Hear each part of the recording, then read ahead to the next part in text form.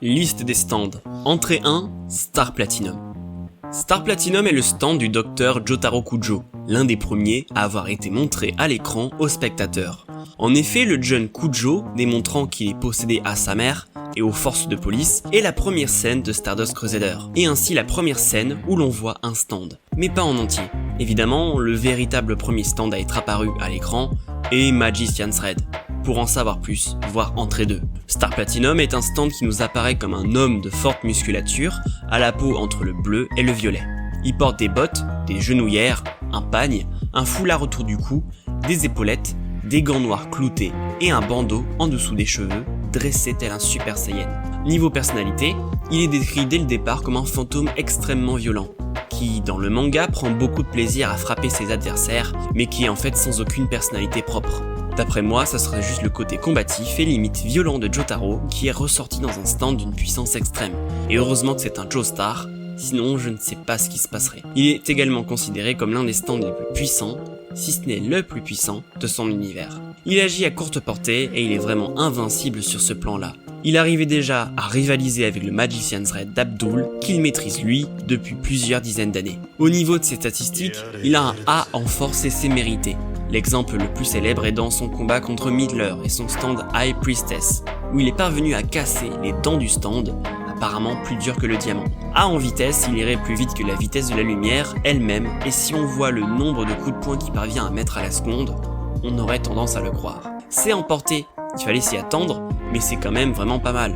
Pour comparer à King Crimson de l'entrée 75, il a lui une portée de E, et oui, il faut qu'il s'approche à 2 mètres de son ennemi, sinon il est un peu dans la merde pour le toucher. Star Platinum a sur le papier plus de portée, bien qu'on le voit jamais trop s'éloigner de Jotaro. On peut donc s'imaginer que dans la réalité, il a la même portée que King Crimson. En durabilité, il va effectivement pouvoir rester très longtemps, mais sur un Jotaro à 40 ans, c'est un peu plus compliqué vu que la stat sera descendue à E. Et c'est normal, les stands faiblissent plus les années passent. En précision, c'est sûrement le stand le plus précis. Il peut arrêter une balle en plein vol ou encore dessiner une mouche prise en photo avec un Polaroid, alors qu'elle est dans le noir et indiscernable à l'œil nu. Je peux rien dire de plus. Enfin, en potentiel, Jotaro a éveillé son pouvoir juste avant de partir pour l'Égypte, et malgré sa puissance, il avait encore beaucoup à apprendre des stands.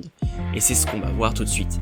Star Platinum possède plusieurs pouvoirs et quasiment aucune faiblesse, ce qui en fait le stand le plus polyvalent de cet univers. Il possède une force exceptionnelle, comme je vous l'ai décrit précédemment, il réussira à protéger son hôte de n'importe quelle force grâce à sa précision et sa vitesse légendaire, et il possède une vision exceptionnelle. Starfinger est sa vraie première capacité que l'on voit à l'écran lors du combat contre Dark Blue Moon, et c'est une capacité qui va mêler force et précision vu qu'en effet, il va concentrer tout son pouvoir dans son index et son majeur pour les étirer et allonger sa portée, sans pour autant perdre de la puissance et ça fait mouche. Mais malheureusement, c'est une capacité signature que l'on a très peu revue au cours de la partie, vu qu'elle aurait fait un peu d'ombre à son arrêt du temps. Et en effet, grâce aux multiples arrêts du temps de The World, voire entrée 34, Jotaro a réussi à bouger dans le temps arrêté et au dernier moment est parvenu à arrêter le temps pour mettre un point final à la vie de Dio. Dans la partie 3, au sommet de sa puissance, il pouvait arrêter le temps pendant 5 secondes, ce qui est vraiment énorme. Après 10 ans sans entraînement, il est passé à 0,5 secondes dans Diamond is Breakable, 2 secondes à la fin de la partie, 2 secondes également au début de Stone Ocean, avant de repasser à 5 secondes avant Made in Heaven, voire entrée 108. Cette entrée 1 du stand Cyclopédia touche à sa fin, mais avant de conclure, je vais vous lancer un vrac d'anecdotes sur Star Platinum plutôt sympathique. Comme je l'ai dit au début, Star Platinum n'est pas le premier stand à être entièrement apparu à l'écran ou sur nos bouquins, mais c'est vraiment le premier introduit. Il est très flippant dans le manga vu qu'il apparaîtra toujours avec un large sourire aux lèvres avant de prendre la même expression stoïque que Jotaro, mais il gardera son sourire quand il tapera ses adversaires contrairement à l'anime.